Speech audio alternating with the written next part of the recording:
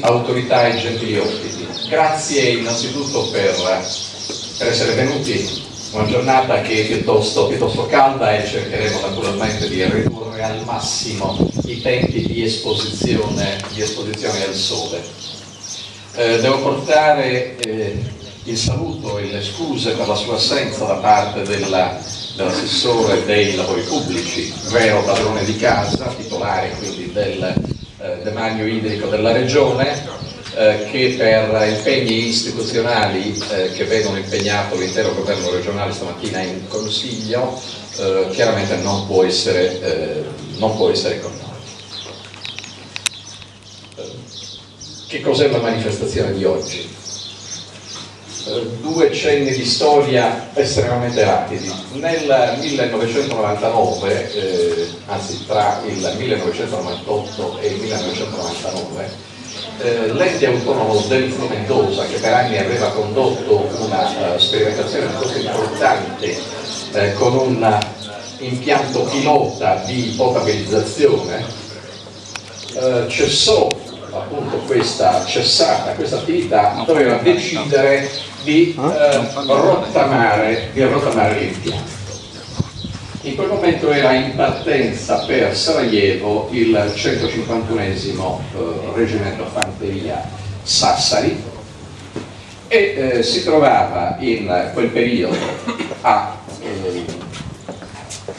Mostar un altro sardo, un colonnello dei paracadutisti originario del Luis D'Arezzo. Diciamo che la volontà di queste due persone ha portato, del comandante del 151esimo, l'allora colonnello Brunostano, ha portato sostanzialmente il governo regionale che su input in qualche modo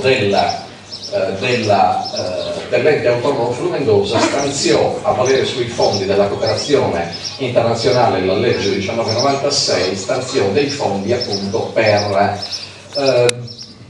revisionare, riprendere questo impianto, anziché avviarlo alla rottamazione. L'ente quindi fece in tempi rapidissimi un progetto di revisione di questo impianto che fu affidato ad una società di Pesaro e la sua in tempi rapidissimi fu risistemato e alla fine di agosto del 1999 questo impianto andò a Sarajevo, dove è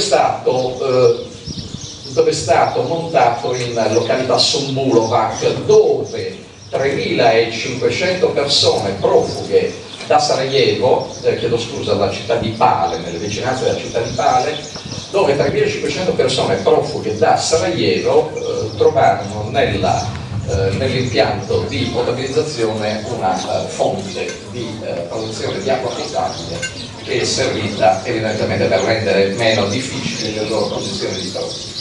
Questo impianto ha avuto, una volta consegnato chiaramente nelle mani della municipalità di Pale, ha avuto alterne vicende e Ente Acque della Sardegna nel 2008 ha provveduto ad una sua revisione e l'impianto continua a funzionare a pieno ritmo, sempre a vantaggio di queste 3.500 persone. L'anno successivo, nel 2000, 151esimo sempre in teatro, caso specifico Kosovo, Pečeja, e fu ripetuta in qualche modo lo stesso schema. Bene, da allora l'ente autonomo del Flumendosa ha inserito tra le sue attività, in quel momento ancora extra statuto, ma comunque con l'avallo del governo regionale, ha inserito l'attività di cooperazione internazionale come attività continua. Bene, perché oggi questo incontro, correlandolo evidentemente a questa storia decennale, perché in qualche modo si è ripetuto quello che si è determinato la prima e la seconda volta con Sarajevo e con Pale e con Pečeja, con la città di Herat. nel momento in cui la Brigata Sassari ha assunto la responsabilità di quel territorio così difficile. E devo dire che ho avuto la prova provata che il territorio fosse molto difficile, perché alla fine del mese di febbraio, quando andammo a fare un sopralluogo ospiti appunto della brigata, 4 giorni siamo rimasti ad Herat, 4 giorni siamo rimasti nella sede del PRT, perché c'erano problemi per uscire. Da lì personalmente ho avuto contezza appunto di questo, della difficoltà nella quale si muoveva la brigata. Per ripartire un venerdì mattina siamo dovuti uscire dal PRT che sta al centro di Herat alle 4 del mattino per evitare di avere la strada in qualche modo impegnata.